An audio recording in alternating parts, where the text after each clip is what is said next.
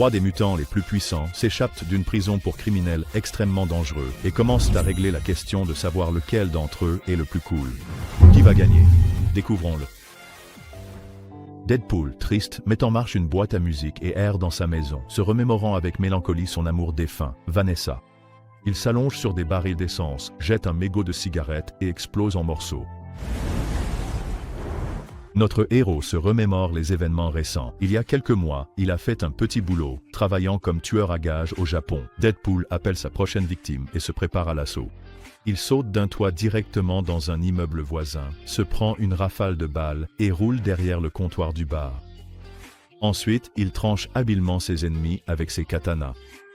Bien sûr, ses armes à feu et ses poings lui sont aussi bien utiles. Deadpool accepte toutes sortes de missions, dans des cimetières, des clubs de danse, et même dans un bain japonais où il utilise une serviette comme arme. Cependant, notre héros échoue à accomplir une mission en particulier, laissant sa victime s'échapper et se cacher dans un bunker. Deadpool est attaqué par une horde de méchants. Il s'enfuit dans un taxi conduit par son ami, Dopinder. Deadpool rentre chez lui auprès de Vanessa. Ils s'embrassent et fêtent leur anniversaire.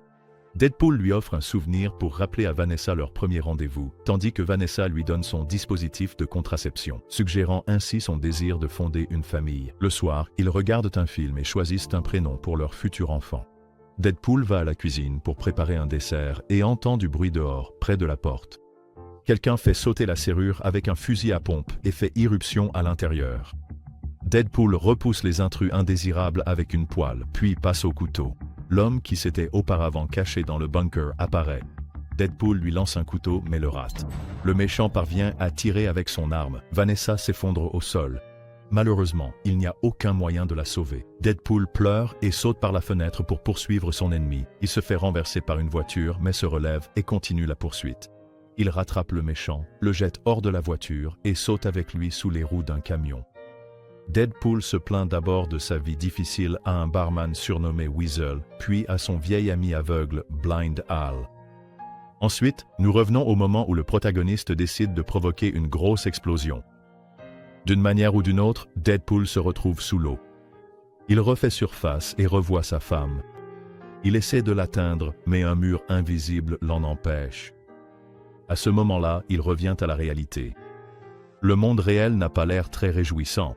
Les morceaux éparpillés de Deadpool sont ramassés par l'un des X-Men, nommé Colossus, qui les traîne jusqu'à l'école de Charles Xavier. 3 jours plus tard, notre personnage reprend connaissance et discute avec Colossus. Le mutant conseille à Deadpool de rejoindre l'équipe des X-Men, mais Deadpool tente de s'échapper sur une chaise. Colossus le rattrape et le jette au sol, en disant que les X-Men deviendront sa nouvelle famille, qu'ils le veuillent ou non. Nous sommes transportés dans le futur. Le super mutant Cable se tient dans sa maison brûlée. Ni sa femme ni son enfant ne montrent de signes de vie. Cable ramasse un ours en peluche brûlé et un fusil, puis règle son dispositif temporel pour voyager dans le passé. Cable atterrit dans un champ, vole un pick-up aux habitants, puis braque un magasin d'armes de retour dans le présent. Deadpool rencontre 2 autres mutants, Negasonic Teenage Warhead et son ami Yukio. Colossus invite notre héros à sa première mission en tant que membre de l'équipe des X-Men. Alors, que s'est-il passé? Un garçon mutant nommé Rusty est constamment maltraité à l'orphelinat.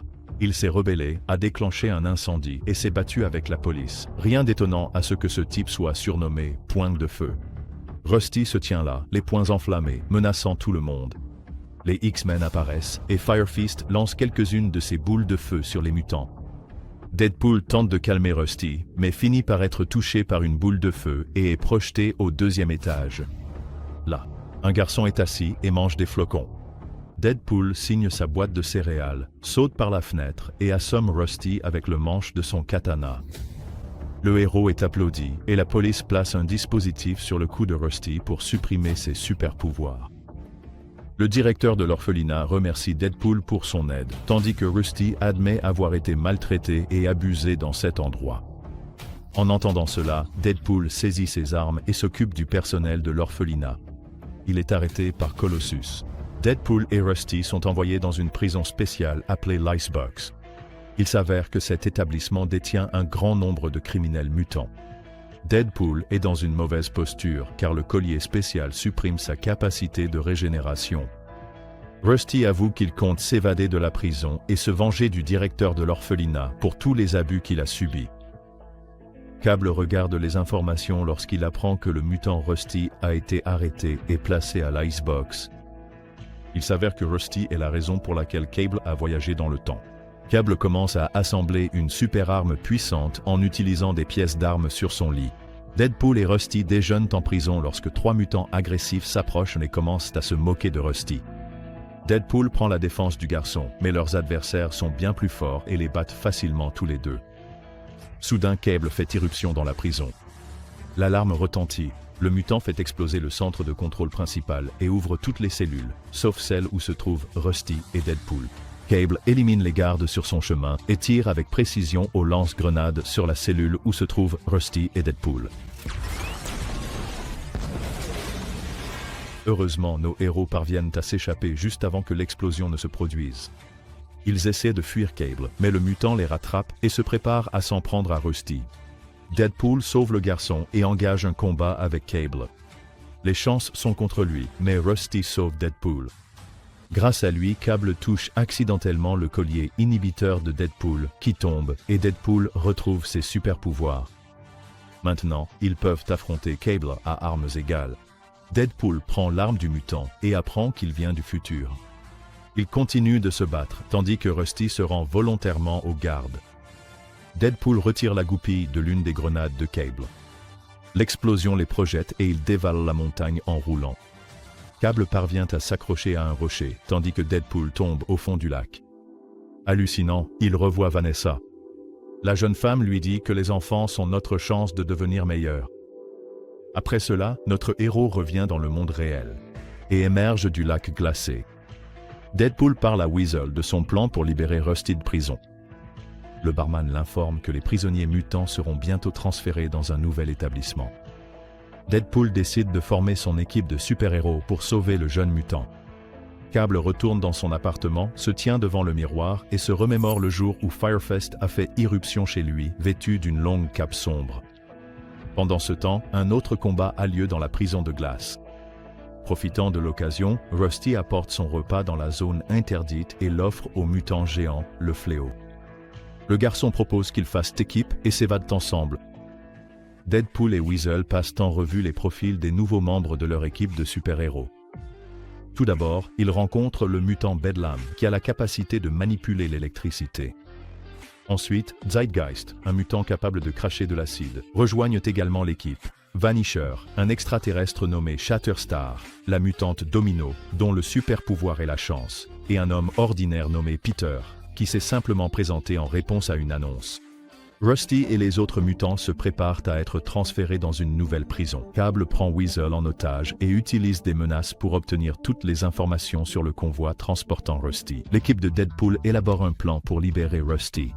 Ils sautent tous de l'avion sur un air entraînant d'ACDC, faisant une descente très spectaculaire et stylée, mais le vent fort les dévie de leur trajectoire. Deadpool atterrit le premier, suspendu à un panneau publicitaire. Bedlam s'écrase immédiatement contre un bus, tandis que Shatterstar atterrit sous le rotor de l'hélicoptère. Vanisher atterrit sur des fils électriques. Oups!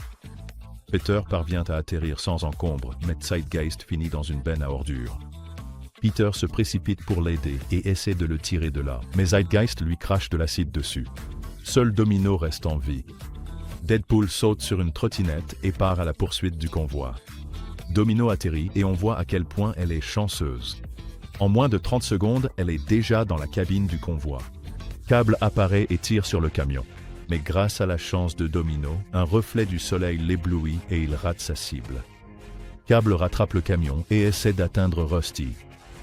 Domino fait tout ce qu'elle peut pour l'en empêcher. Elle se bat avec Cable, et on voit que cette jeune femme est une excellente combattante. Deadpool n'a pas autant de chance et a beaucoup de mal à rattraper le camion transportant les mutants. Il sauve Domino, lui demande de retourner au volant, puis engage un combat avec Cable. Notre héros dévie les balles ennemies avec ses katanas. À ce moment-là, les freins du camion lâchent. Rusty parvient à s'échapper de sa cellule et libère le Fléau.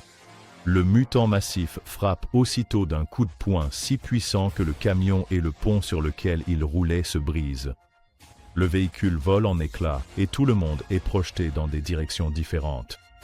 La chanceuse Domino atterrit sur un panda gonflable tandis que Deadpool, comme d'habitude, survit. Il aperçoit Rusty et le fléau. L'énorme monstre attaque notre héros et le coupe en deux. Rusty dit qu'il va se rendre à l'orphelinat pour se venger du directeur. Deadpool essaie de le dissuader, mais le garçon ne l'écoute pas. Domino emporte la moitié supérieure de Deadpool avec elle, le portant comme un sac à dos. On voit que Cable a survécu lui aussi. Deadpool se plaint auprès de Blindal de l'entêtement de Rusty. Puis Weasel fait irruption dans l'appartement et remarque que Deadpool a les jambes d'un enfant de 2 ans. Peu après, Dopinder et Domino arrivent eux aussi. Weasel parle des terribles tortures infligées par Cable. Deadpool promet de sauver Russell en personne. Mais à ce moment-là, Cable entre lui-même dans l'appartement. Tout le monde s'empare d'armes, mais le mutant lève les mains et propose un marché. Le problème, c'est qu'aujourd'hui, Rusty va commettre son premier crime, et qu'à un moment donné dans le futur, il s'en prendra à toute la famille de Cable. Cela ne peut pas être autorisé à se produire. Deadpool accepte d'aider Cable. Il veut arrêter Rusty et l'empêcher de commettre un crime. S'il n'y parvient pas en 30 secondes, il accepte de laisser Cable s'occuper de lui. Deadpool, Cable, Domino et Dopinder vont demander de l'aide aux X-Men. Le protagoniste demande à Colossus de lui pardonner ses péchés passés et de les aider à affronter l'énorme mutant. Pendant ce temps, Russell et le fléau arrivent à l'orphelinat et trouvent le directeur. Deadpool, Cable, Domino et Dopinder arrivent eux aussi sur place. Malheureusement, le garçon refuse d'écouter qui que ce soit et fait exploser la porte avec du feu. Dopinder s'enfuit de peur et le fléau attaque les mutants. Deadpool est incapable de faire quoi que ce soit contre un tel monstre, mais heureusement, ils ont une Domino très chanceuse dans leur équipe. C'est elle qui parvient à arrêter le fléau. Rusty poursuit le directeur et met le feu à l'orphelinat. Colossus arrive, sauve notre héros et attaque le fléau. Le combat entre les deux titans est très impressionnant et épique. Deadpool et Cable se précipitent pour sauver le directeur du Rusty furieux. Pour cela, ils doivent s'occuper des gardes. Domino sauve les enfants du bâtiment en flammes. Elle doit aussi affronter les gardes, mais pour la fille super chanceuse, ce n'est pas un problème. Colossus est rejoint par Negasonic Teenage Warhead et son ami, et ensemble ils vainquent le fléau. Rusty finit par rattraper le directeur et s'apprête à le brûler vif. Cable sauve l'homme de la boule de feu grâce à son bouclier. Rusty continue de tout embraser. Deadpool essaie de le calmer, mais le garçon lui lance une boule de feu. Alors, Deadpool prend le collier inhibiteur de pouvoir et le met sur lui-même. Rusty fait jaillir des flammes de ses mains. Cable attrape son arme. Voyant cela, Deadpool protège le garçon avec son propre corps. La balle destinée à Rusty touche Deadpool à la place. Firefist est surpris que quelqu'un ait sacrifié sa vie pour lui. Cable remarque que l'ours en peluche de sa fille n'a plus l'air brûlé. Cela signifie qu'ils ont réussi à changer le futur. Colossus essaie d'enlever le collier inhibiteur de pouvoir de Deadpool, mais Deadpool refuse car il veut rejoindre Vanessa dans l'au-delà. Deadpool revoit son amour une fois de plus. Cette fois, il parvient à traverser le mur invisible et à être à ses côtés. Cable serre l'ours en peluche dans ses bras, active sa super montre et retourne au moment où ils sont arrivés à l'orphelinat.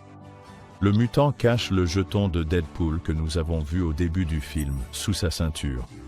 Les mêmes événements se déroulent, mais cette fois, la balle frappe le jeton de Deadpool et il survit. Tout le monde est sauvé, y compris Rusty et la famille de Cable. Le directeur de l'orphelinat crie que tous les mutants iront en enfer. Mais à ce moment-là, Dopinder le renverse avec son taxi. La justice est rendue. Maintenant, il est temps de rentrer à la maison. Au fait, au cas où vous ne le sauriez pas, Deadpool vole ensuite la machine à voyager dans le temps de Cable et demande aux X-Men de la réparer, et voyage dans le passé pour sauver sa femme et Peter. Et tant qu'il y est, il décide de réécrire quelques autres intrigues. Pourquoi pas?